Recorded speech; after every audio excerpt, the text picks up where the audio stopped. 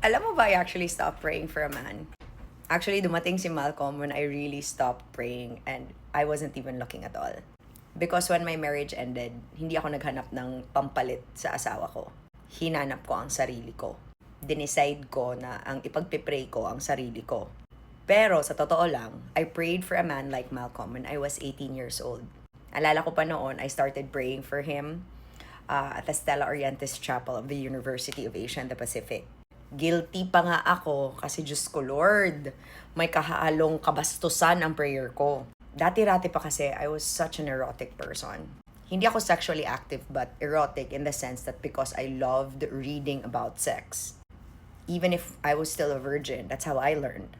So lahat ng mga things na nasa utak ko, I wished someday na, alam mo yun, magagamit ko. Hindi ko naman akalain I had to wait 20 years.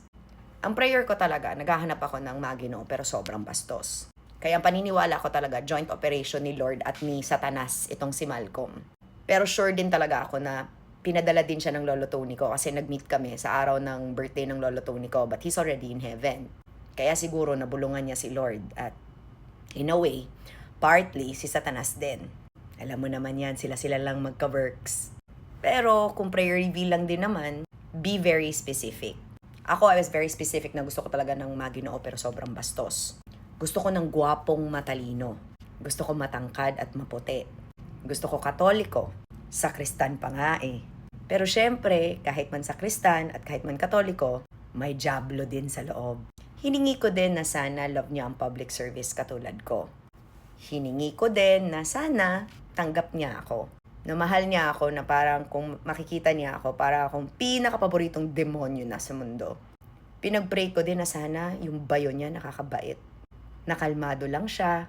Na kahit man lumabas ang turbulence ko, ay nako, kayang-kaya niya. Pinagpipray ko din na sana he is able to accept everything about me. The good, the bad, the worst.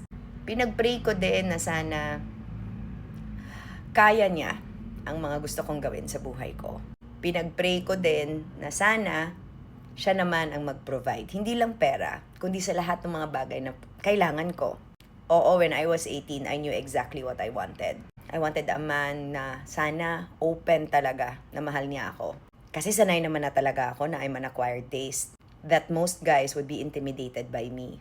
Pero yun nga, I waited 20 years. Kaya I stopped praying for a man. Kaya I started praying for myself instead. I prayed for peace, I prayed for power and softness. Pero syempre hindi ko pa rin nakakalimutan yung prayer na yan. It's just that, syempre, sa mga dumaan sa buhay ko, hindi naman talaga nakakompleto yung listahan ko. And then Malcolm came along. He's tall, he's fair, and he's handsome. He's also very intelligent, he's a public servant, he loves the country, and he loves me. And though ayoko naman talaga i-pressure ang mga sarili namin na baka ito na or forever na talaga kami. Because he must lead the relationship, not me. Ang pinagpipray ko lang, nakayanin namin ang isa't isa. Napipiliin namin ang isa't isa. At ang importante, basta maginoo, dapat sobrang bastos. Kasi syempre naman, nagpaganda ako, nag-upgrade ako. Alam nga naman titingnan lang ako, di ba? Yun lang. For whatever it is that you ask of the Lord, especially in a partner, be very specific. Huwag kang demanding kay Lord. Kasi may timing naman siya sa lahat. At kahit man dadaan lang to si Malcolm sa buhay ko, hindi ko rin talaga mapipilit kasi syempre, hindi ka dapat namimilit. Dapat pipiliin ka sa araw-araw.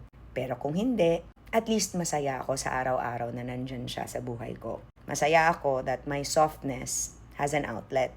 My softness has somebody who appreciates it most. Taon din ang hinintay ni Malcolm sa state ko na to. He's been a fan of mine since 2021, which is kasama rin yan sa prayer ko. I hope he's a fan of mine.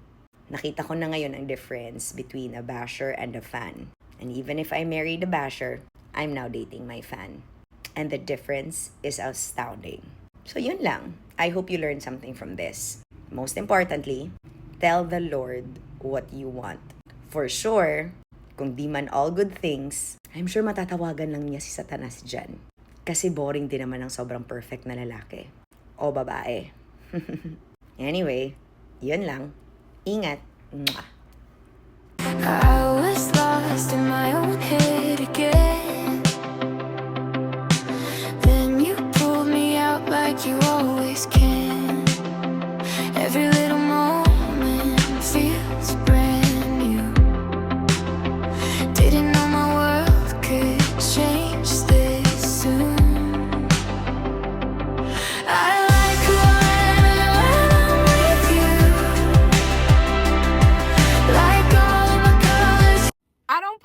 attention, babe. I post because I look good. I feel good. Life's good.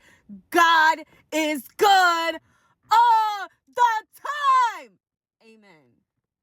Amen. You see how easy that was?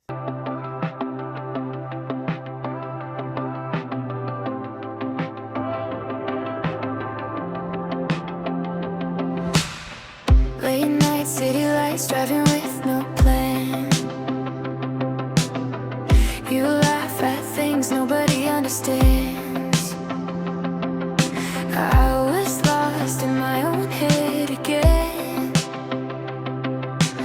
Then you pulled me out like you always can. Every little moment. Kita ko post bagi compare niya ang lawas nga toned kaay siya sa ko ang na skinny kuno ko. Prangkahan lang tamuha, dili ta pareho goal. Akong goal kay karon pa ko na soft era day gikan sa akong grabe ka super independent. Lisod po day nga dili ko magpaka soft nga dili makulaki bai man ko. Akong goal kayaton og sakto, alsahon kay mas gaan pa ko sa kasakong bugas. Kung ikaw imong goal nga magmasul-masul ka diha ang importante nga pangutana diha malipayon imong pipi nga ingana ka kasulid og lawas. Og mas lami kag kayat nako di maayong ayaw ko hilabti.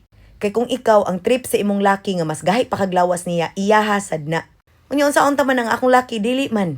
Akong laki ganahan man nga mura kog college. Tanawa ga sige migkiat. Tanawa murami og kanang karon pa mi nag-20. So pasensya na gyud kaayo og di ta mo unahon ha. Pasensya na gyud og dili super bad akong goal. My goal is to be my man's peace and his porn star. And he is the priority, not you and your opinions. As cliche as it sounds, love actually finds you. There is no right time. I waited 20 years for this man, the man in my life right now. I prayed for him. The exact prayer for this man was the prayer I prayed in the Stella Orientis Chapel of my former university in the University of Asia and the Pacific. I was 18 years old. I knew full well that this was the kind of man I wanted. I wanted him to be from a specific program from my university. I wanted him a certain way. I wanted him tall. I wanted him fair. I wanted him handsome. I wanted him a Catholic, a family man. Like I said, I waited 20 years for this man. And still I'm not sure if he's my forever. I'm just saying that this one ticked all of my boxes. So there's no right time. Just focus on you, love yourself, and that's the best thing you can do.